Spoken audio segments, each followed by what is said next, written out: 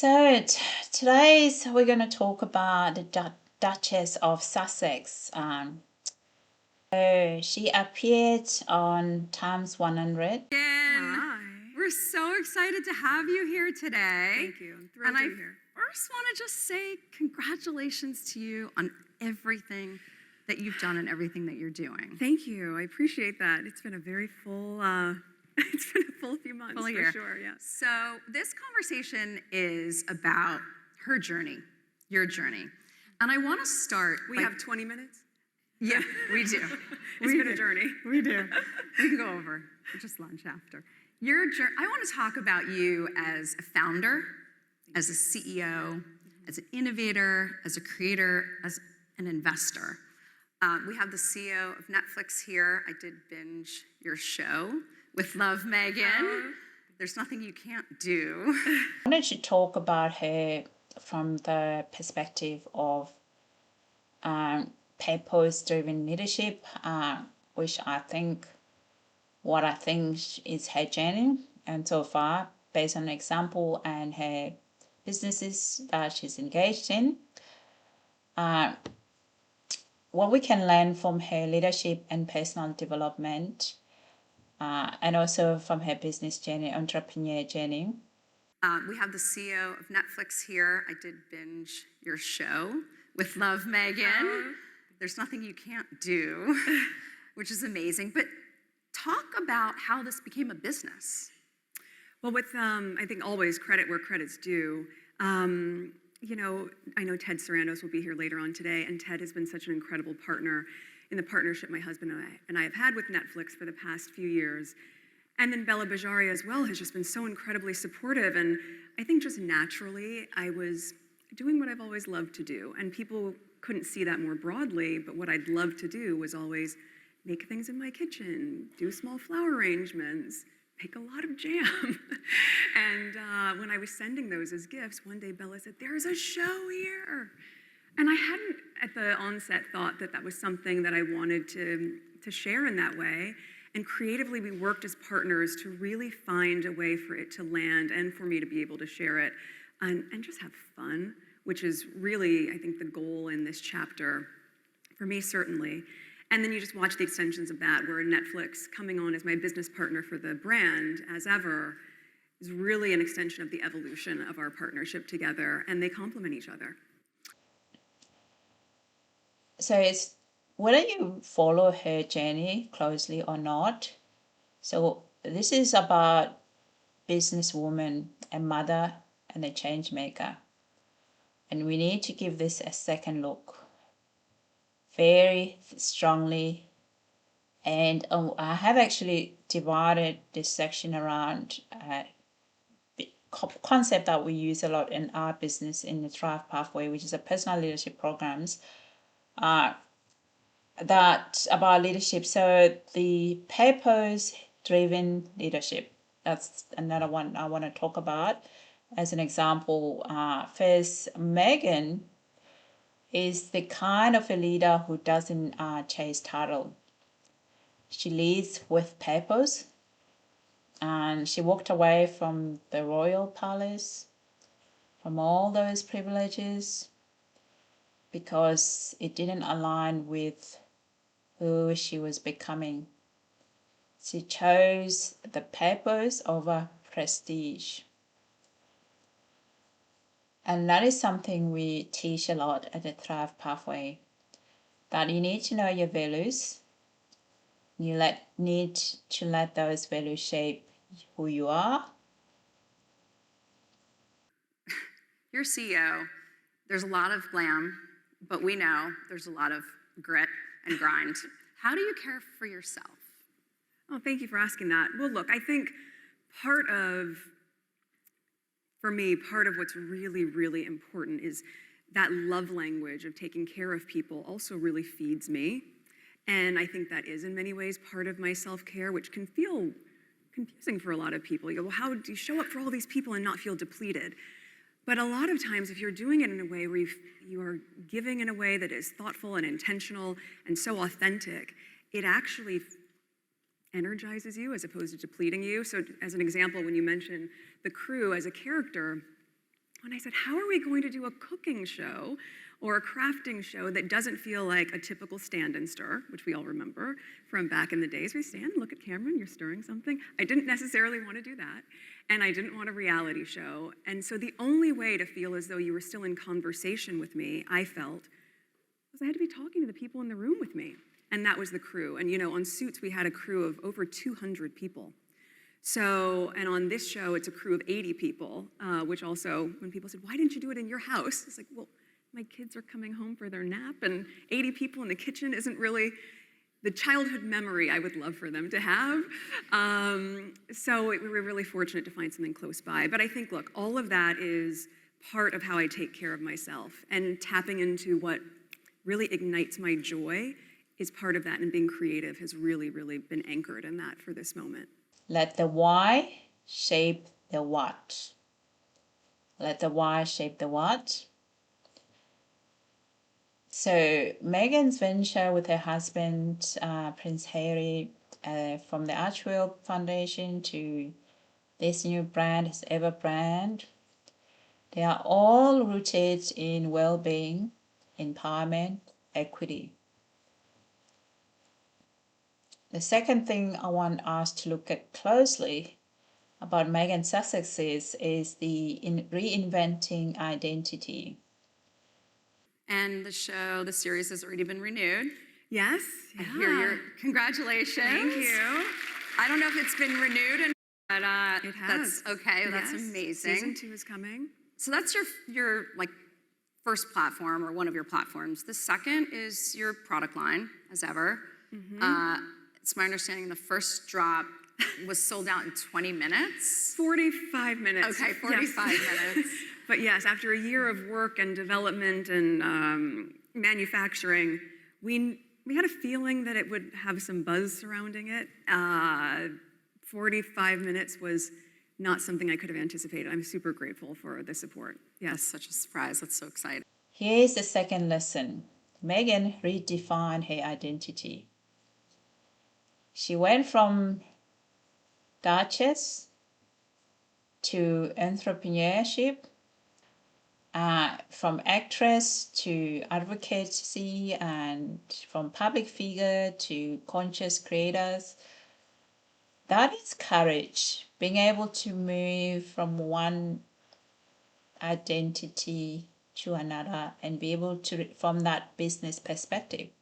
She's still Meghan Sussex. She hasn't changed. You start looking at her career trajectory, what she's been able to do. And if you are on that personal growth journey, it's not easy. It's not an easy journey to become someone else's new, while the world keeps trying to hold you in that old box. We know that every time when you read the news about Meghan Sussex, is that the old box is still there because people think that the old box would stick. I mean, if people were just relying on reading, all these tabloid papers, and there was no social medias, and stories were told by the tabloid paper and they were told by the mainstream media, that old box would still stick. But the old box won't stick these days. So I think that people who don't understand how social media works, and they're still in the old school, but they will learn that very soon. And I think we can see that example of that. It doesn't stick because people can see something that's genuine and something that's made up. It's quite easy to see that from the social media perspective and from what's out there in social media, that is actually what is made up and what is actually a true meaning, a true authentic story. So that's something that Meghan, with her journey, we're able to learn from that, how you can reinvent your identity, how you can be able to tell your own story, how you cannot let people to box you in a certain box. You need to take that box for yourself. In any journey, you can see that any place. We're talking about professional life, in your workplace, you're talking about in your business environment, in your personal space, that box, it's only you can tick that box. You can't let people to do that on your behalf. And of course they will try to do it. We know they do. all the time, but you need to be able to redefine yourself. Strategy, a vision that people have in business, and the heart. You have something that you love and enjoy that you want to do, and you also have a vision, something you visualize how you're going to do it. So with Meghan, she invests in many women-led wellness brands, as Clever Brands was one of them. Clever Blends, yes. She tells the stories, untold stories through her podcast. Your third platform, which I love, is your podcast, Confessions of a Female Founder. And you've had some of the most incredible women on your show. You're really supporting women, and I love that. We need more of that. What are your confessions?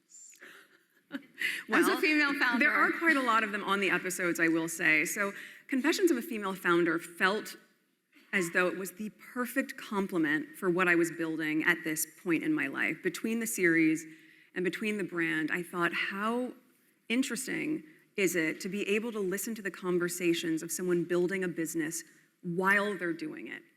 And that includes all of the pivots and twists and turns and redirections that happen. As any entrepreneur will tell you, every day is full of surprises.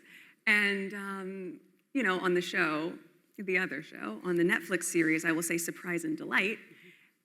In the business of building, they're not always delightful surprises, but they are great teachable moments. And so I think some of the confessions that I have shared on the show include, I'll give you an example, the unboxing experience, where I was so concerned on the aesthetic of how something would be received, because it goes back to presentation and hospitality in so many ways.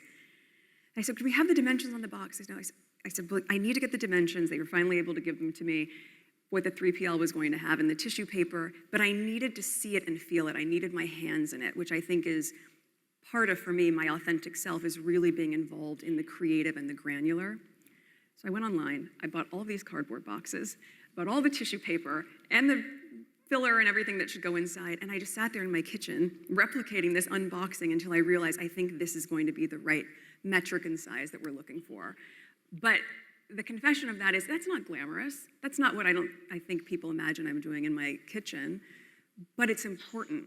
And a lot of those are revealed throughout the 8 episodes of the series with Limonada, which is a female-founded podcast production company that I'm working with.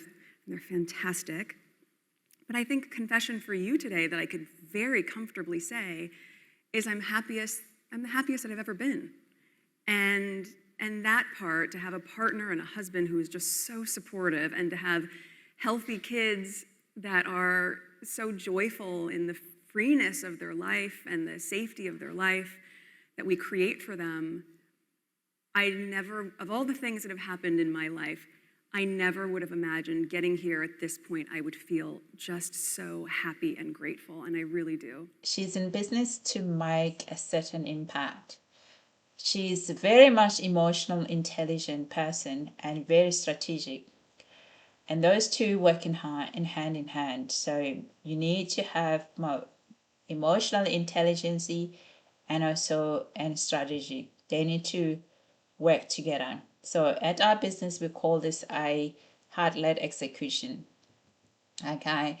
Another thing that I was able to learn from this, listening to her at TIME100 Summit and recent TIME100 Summit, about balancing ambition. Well, that's amazing. You've brought this life to the world in such a beautiful way. And, backstage, we were just talking about, we kind of need hope. I like to say fun, but hope. And, you're really focused on that. So I think we appreciate it. Thank you. I think hope maybe is one word for it. Also just people wanting to reconnect with each other, really wanting to have a sense of community and to feel grounded in something that's real and that's not that complicated. I think as a working mom, and again, these are 3 projects that we're all launching really at the same time. So the behind the scenes for the past year and a half have been incredibly busy and ambitious, but to see it all come to life and try to give yourself the the space and the grace to make mistakes, to know that you're not going to get it right every day, and at the same time to prioritize what we're going to put out as our next tranche of SKUs as equally important to me as Archie losing his first tooth this week, which is about to happen, and I just hope we're back home in time for it. That's leadership in real life, making space for what matters for you, what matters in your life, for what matters in your own personal life. It is balance. Leadership is all about balance. If you don't have balance, most likely you might fail being a leader. Because, thriving isn't about doing everything, be everywhere. It's about doing the right thing at the right time in the right season. What we're going to put out as our next tranche of SKUs as equally important to me as Archie losing his first tooth this week, which is about to happen, and I just hope we're back home in time for it. That it all matters. And when you look at your life through that perspective, which frankly being a parent gives you the most illuminating perspective, because what is seemingly so big somehow becomes so microscopic in importance compared to what's happening with your children. That's certainly how I feel. That you just make time to do it all. And I think maybe that's what is hopeful. That's what feels like the dream. Well, you are a very high-profile person. You are under a lot of microscopes, scrutiny. Yes. How do you just stay focused, minimize the noise, not get distracted? Yeah. Give us some tools, tactics. We all have that. Yes. In our lives. Well, when I was backstage listening to Ryan speak, and he gave that quote, which you all would have heard, what did he say? Tina Fey said, if you're feeling good about yourself, you don't want to, what did he say verbatim? If you're feeling good about yourself, go online. Right. Yeah, just go online. So I don't do that. I've made a very, very conscious effort to create boundaries for myself and for my mental health, for my well-being, and certainly to role model that as well for my children. I'm conscious of not just raising a very strong and confident young woman, but also having a son. I think it's just as paramount of importance for young men to be raised with a confidence and sense of self that is going to empower the women around them too. So I try to model that behavior, but again, it starts with whatever's going on internally. And when I am able to not even just tune out whatever that noise is, to really not give it any credence, that has become so much a part of my day-to-day life. And things will get brought to my attention on a need-to-know basis. Outside of that, I'm kind of late on the boat for a lot of things going on, and I'm okay with that. That's part of what I find to bring me peace. It also helps me have very, very strategic focus on the intention of the products, the creative or the producerial work that we're doing that I want to bring to the table. So it does give me a lot of space to focus because I'm not in the same swirl that a lot of us find ourselves in. So we can take from Meghan's success journey is that you don't need to be a royal to lead with purpose. You don't need a permission to pivot. You don't need to ask your friend, oh, I wanted to do this, but now, I'm thinking of doing that. You don't need that permission. You can do it yourself. You don't need to even hustle 24/7 to be able to thrive. I know there's a cost of living pressure everywhere, but, you need to own your own story, to move with intention, and build what aligns with your own values, okay? Well, speaking of the Ryan interview, I was with the journalist who did the interview. We were in the green room, and I said, give me some tips. What should I ask Meghan? You don't need tips. Oh. You're doing great. I always need tips. And she said, flower sprinkles. Oh my gosh. Talk about flower sprinkles. You would think it's like a little fairy if I could just be tossing them around all the time. The obsession that has come with flower sprinkles, Explain I was not to this expecting. audience who might not have watched the show yet about flower sprinkles. So I just, it sounds so, all things to be talking about for TIME100. Let's talk about flower sprinkles. Because I think it speaks to the tiny moments of joy that are so effortless and just create a little bit of magic that we're all craving in our everyday. They're tiny little flower petals that are dried.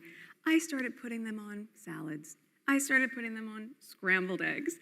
It didn't actually matter. On a yogurt parfait, the level of charm that you find people have when they see these tiny little dried petals is something I can't fully wrap my head around, but I appreciate that there is a love for the detail and the small level of delight that can be added. So take flower sprinkles really as an analogy and think about what you could do in your everyday life that can just have a little splash of magic on unexpected moments.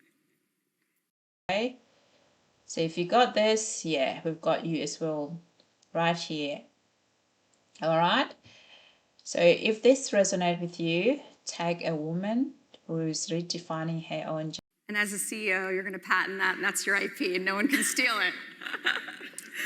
Going to be very effective. Thank you.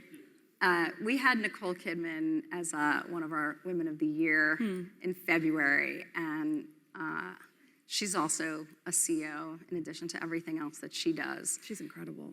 She said that I think there were like 19 to 20 directors, female, that she's worked with.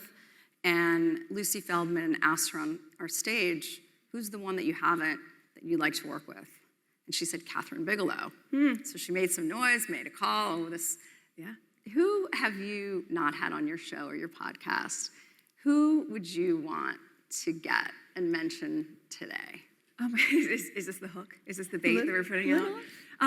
You know, I will say I've been so fortunate that even before the series had aired, in talking about what the premise was and how conversational and more relatable we wanted it to be, I was able to get legends like Alice Waters, who She's amazing. I just love her so much, and we've now become friends. Having her on the show, and also other friends as well who we haven't revealed things about season 2, and Ted will come here later, but I can apologize in advance for saying, you know, Jose Andres is going to be on season 2. We love Jose so much. So I think my wish list has been, I've bbeen fortunate to have the people that I want on the show. And if I think of someone else, I'm going to have to figure out a way to tell you so you could put that out there. Perfect. But no, I've been really lucky. We have a great lineup. But I'm going to ask you my last question. Sure. What's next? What's your fourth platform? What are you excited about the rest of this year and into 2026? Thank you for asking. I think obviously focusing on our family and our children is the most important and first platform. It all stems from there.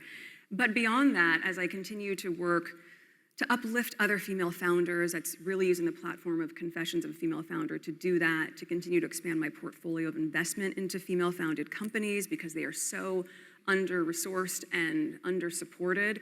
That is very, very important to me. And then the extension of, as I continue to invest in them, investing in myself with the business of As Ever, scaling that to growth, and then there'll be more surprises.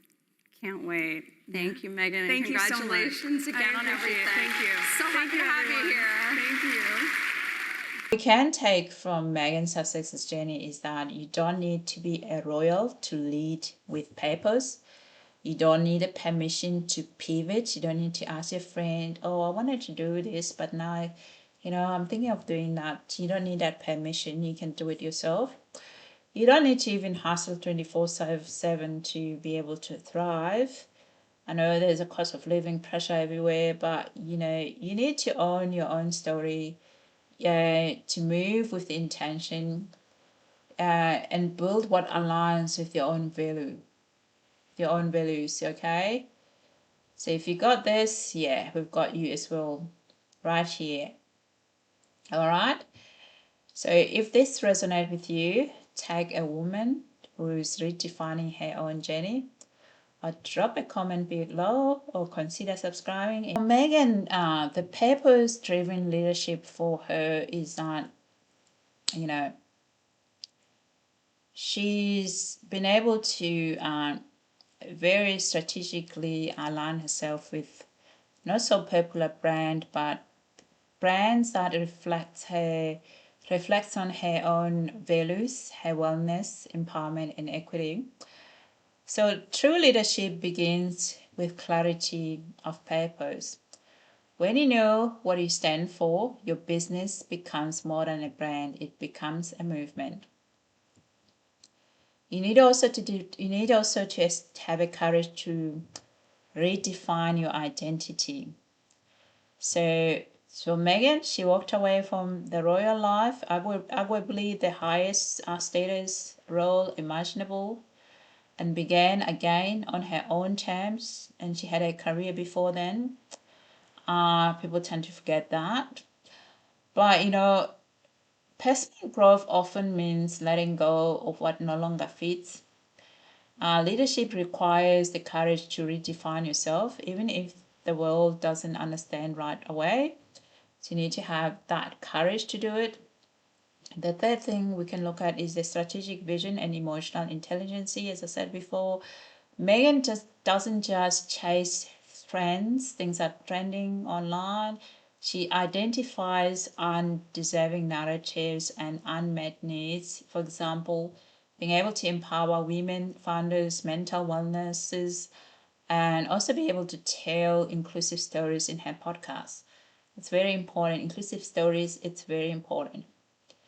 And hence I said before in my last video about talking about Sophie Chanoka's leadership, is like, why would you talk about this decolonization and then you do not have inclusive? Your board is so exclusive and doesn't have the story of the people with the lived experiences of growing up in Lesotho. This is like a scam. So you can see the difference, how the rhetoric and actually the action on the ground. For Meghan, everything matches. Her values, her what she goes and do, they all match. So we can say she's very authentic. Okay. So leadership is equal parts intuition and strategy.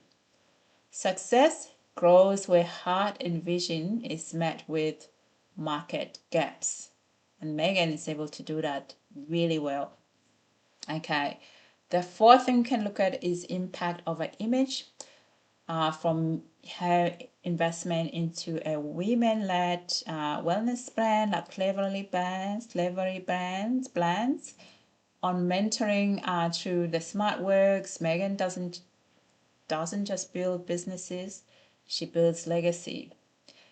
Lead in a way that ripples outwards. That impact-driven leadership isn't about looking good. It's about doing good and being consistent.